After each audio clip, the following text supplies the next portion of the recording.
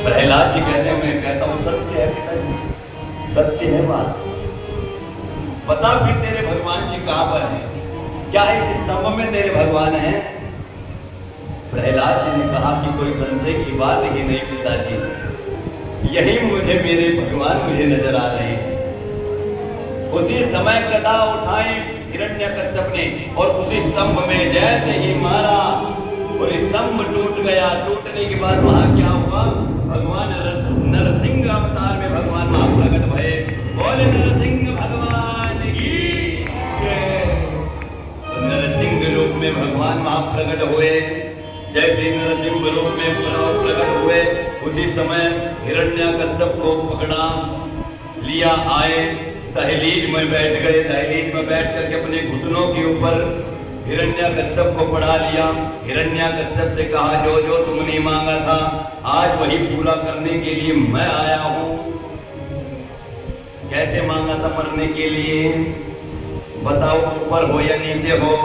कहने लगे ना तो नीचे हूं ना ऊपर हूं, आपकी जंघाओं पर हूं। अच्छा, एक ही। फिर आपने किससे मरण मांगा था? मनुष्य से मांगा था या देवता से मांगा था?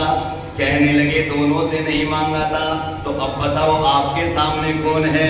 कहने लगे वही तो समझ में नहीं आ रहा है, क्या कहूं?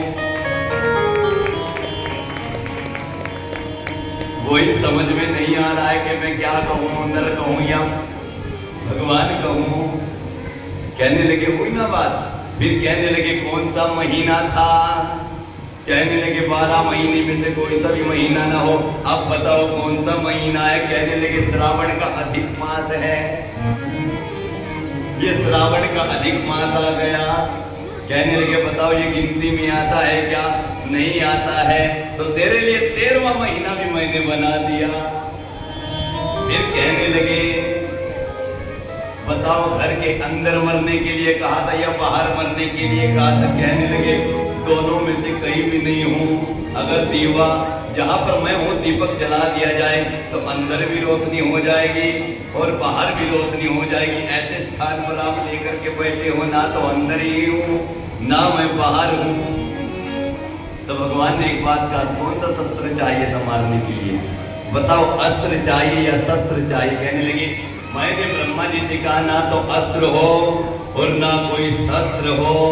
भगवान ने कहा बताओ कुछ है क्या मेरे हाथों में? कहने लगे नहीं कुछ नहीं है।